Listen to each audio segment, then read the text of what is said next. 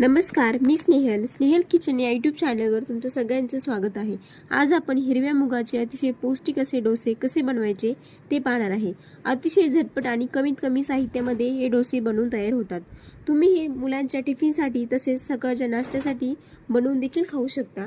अगदी झटपट बनवून तयार होते। याला आंबवण्याची अजिबात गरज नसते। तुम्हाला जेव्हा डोसा बनवायचा तेव्हा तुम्ही बनवून खाऊ शकता। तसेच तुम्ही चॅनलवर नवीन असाल तर चॅनलला देखील सबस्क्राइब करा आणि बाजूच्या बेल आयकॉनवर देखील क्लिक करा। चला तर मग रेसिपीला सुरुवात करूया। हिरव्या मुगाचा पेपर डोसा बनवण्यासाठी इथं मी मूग रात्रभर भिजत ठेवले होते।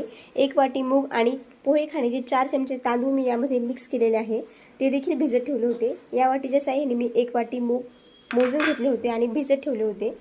तुम्ही 4 ते 5 तासासाठी हे मूग भिजत घालू शकता, अतिशय छान भिजतात। तसेच इथे मी 4 ते 5 हिरव्या मिरच्या घेतल्या आहे, 1 चमचा जिरे घेतला आहे आणि 1 आल्याचा तुकडा घेतला आहे, थोडीशी कोथिंबीर घेतली आहे। जे आपण मूग इथं भिजून घेतले आहे ते आपल्याला मिक्सरमध्ये चांगले बारीक करून घ्यायचे आहे। तुम्हाला जर याच्यामध्ये तांदूळ टाकायचे नसेल तर तुम्ही यामध्ये बारीक करताना बारीक रवा घातला तरी चालेल, तो देखील याच्या सोबतच बारीक करून घ्यायचा आहे आपल्याला। मी हे 2 बॅचेसमध्ये बारीक करून घेणार आहे। त्यातच मी घेतलेल्या हिरव्या मिरच्या, अद्रक आणि जिरे टाकते। जिरे टाकले तर आपल्या डोस्याला अजून छान टेस्ट येते। आणि घेतलेली थोडीशी कोथिंबीर इथे मी या प्रकारे बारीक करून घेत आहे। आता मी दुसरी भाजी देखील याची बारीक करून घेते।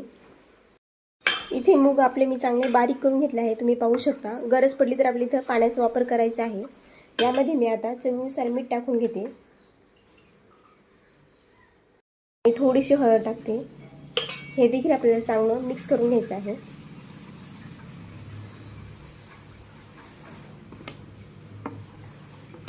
थोडंसं इथं मी पाणी टाकते, त्यामध्ये पुन्हा मिक्स करायचं। आपला डोसा बनवण्यासाठी इथं बॅटर तयार झालं आहे। आता आपण याचे डोसे बनवून घेऊ। तवा गरम झाल्यानंतर डोसा आपल्याला इथे बनवून घ्यायचा आहे। डोसा करताना गॅसची फ्लेम आपल्याला थोडीशी कमीच ठेवायची आहे, म्हणजे काय होतं डोसा आपल्याला चांगला एकसारखा पसरवून घेता येतो। तसेच आता आपल्याला डोस्याच्या कडेने थोडंसं तेल सोडून घ्यायचं आहे, म्हणजे त्याची खालची बाजू आहे ती देखील चांगली सुटेल आणि भाजली देखील जाईल। डोस्याची एक बाजू चांगली भाजून झाली आहे, आता त्याला फोल्ड करून घेते। तुम्ही पाहू शकता डोसा आपला इथे बनवून तयार झाला आहे। याच प्रकारे मी आपले बाकीचे देखील डोसे सगळे तयार करून घेते। तुम्ही इथे पाहू शकता आपले हिरव्या मुगाचे डोसे बनवून तयार झाले आहे। तुम्हाला ही माझी रेसिपी कशी वाटली, आवडली असेल तर रेसिपीला एक लाईक नक्की करा, तसेच चॅनलला देखील सबस्क्राइब करा। धन्यवाद।